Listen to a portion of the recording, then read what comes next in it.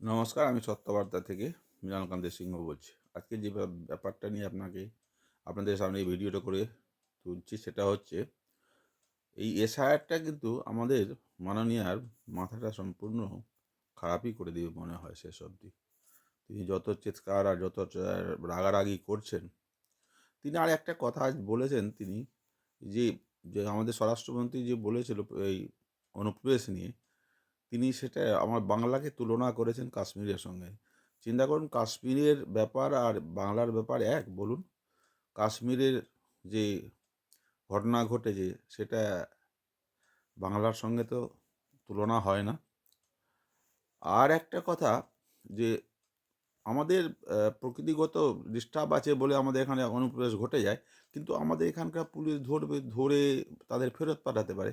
কিন্তু সেটা না করে এখানে আধার কার্ড, ভোটার কার্ড সব কিছু তৈরি করে ভোটার তৈরি করে দেওয়া হয়। সারা ভারতবর্ষে কোনো স্টেটে আমাদের যত ধরা পড়ে সব জায়গায় আমাদের বেঙ্গলেরই আধার কার্ড, ভোটার কার্ড পাওয়া যায়। এটা তো আমাদের রাজ্য সরকারের ত্রুটি আছে। আরেকটা কথা, এখন যেমনি একটা সিনেমা করতে গিয়ে এর ক্ষুদিরাম বোসকে সম্বন্ধে যা ইচ্ছা তাই করেছেন, সেটা নিয়ে নিন্দা হচ্ছে প্রচণ্ড।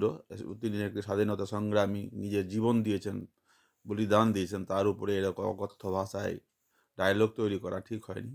কিছুদিন আগে একটা 2013 সালে একটা বাংলা বাংলা ছায়াছবিতেই আজকে যে মন্ত্রী আছেন, শিক্ষামন্ত্রী ব্রাত্য বসু, তিনিই বলছিলেন একটা সন্ন্যাসী ড্রেসে মাছ মাংস এটা ওটা খাচ্ছেন আর বলছেন, এই যে তোর রবি, এই যে তোর রবি, মানে রবীন্দ্রনাথ ঠাকুর, এই যে তার দেবেন, মানে দেবেন্দ্রনাথ ঠাকুর, এরকম করে একটা ডায়লগ তিনি করেছেন, আমরা দেখেছি।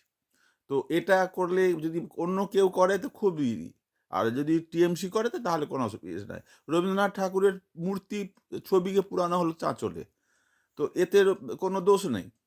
বাংলা অস্মিতায় যত রকম, যে একটু বিজেপির মুখে প্রধানমন্ত্রী বঙ্কিম দা বলে দিল, তাতে হয়ে গেল খুব অসুবিধা। এখানে বিবেকানন্দের মূর্তি ভাঙা গেল, তার তার সিসি ক্যামেরার ছবি দেখাতে পারলো না, ভাঙলো নিজেরাই, আর দোষ দিল বিজেপির। সিসি ক্যামেরার ছবিটা দেখিয়ে দিলেই তো পরিষ্কার হয়ে যেত।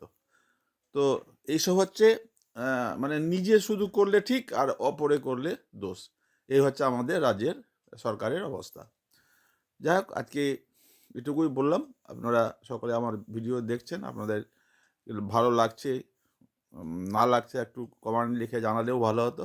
তো আপনারা লাইক, শেয়ার, সাবস্ক্রাইব করবেন বেশি করে, তাহলে আমি আরও আগ্রহ বেশি পাবো। আপনারা ভালো থাকুন, সুস্থ থাকুন। নমস্কার।